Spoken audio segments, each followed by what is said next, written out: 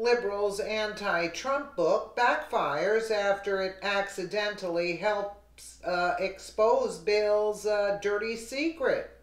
They never expected this, by Lady Liberty for VeteranAF.com.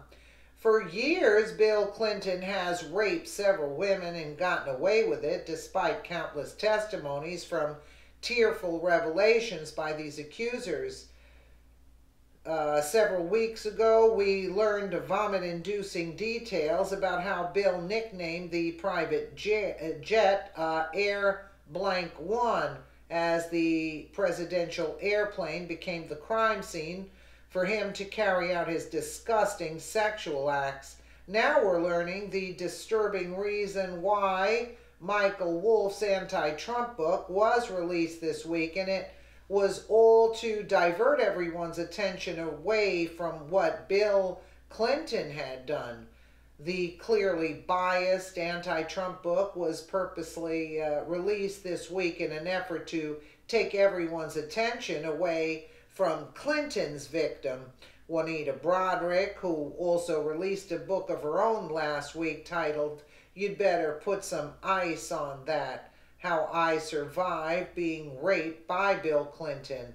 Four more women have recently come out about how they were sexually abused by Bill Clinton in the early 2000s, and at the time, these four unidentified women would have been in their late teens. It also appears that Bill Clinton is in hiding and refuses to comment about any of these new allegations.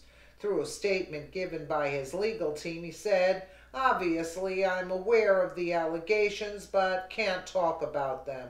According to the Western Journal, with Michael Wolff's anti-Trump book consuming much of the mainstream media's attention, many aren't aware that former President Bill Clinton's rape accuser published a book of her own this week.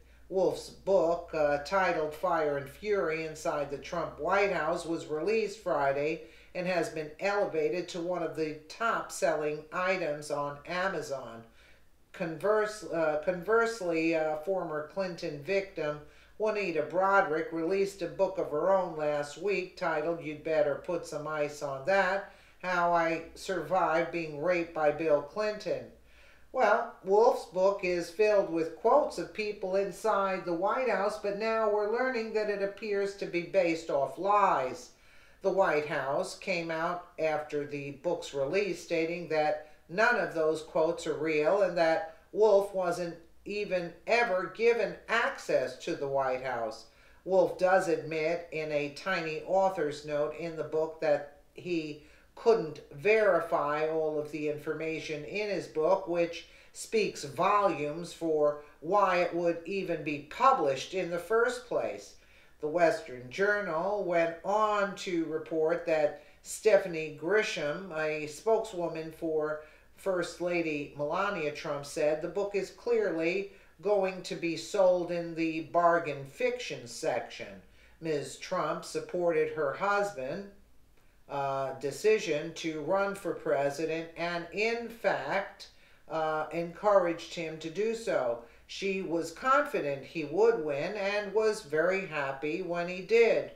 Anna Wintour, the veteran editor of Vogue, slammed an assertion in the book that she begged Trump to appoint her as his ambassador to the United Kingdom, calling Wolff's claim laughably preposterous.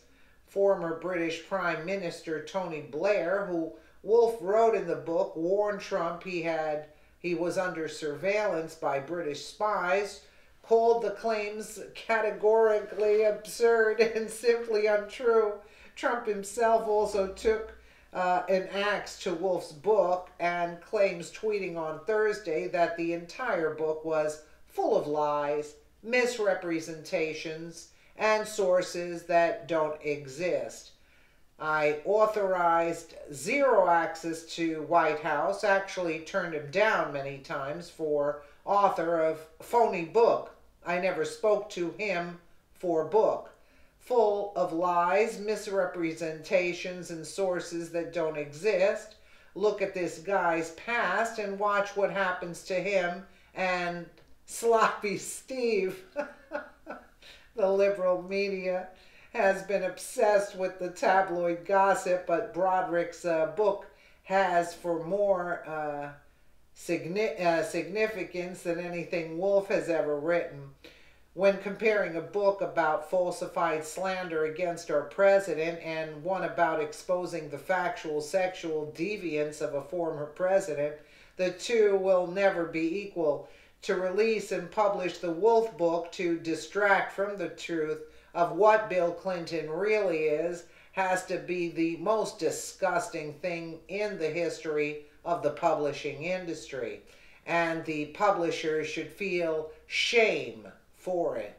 Nothing involving the Clintons is ever actually a coincidence, and this is no different. Once again, I bet there are Clinton fingerprints all over the arms that were probably twisted to get Wolf's book out simultaneously to the release of Broderick's.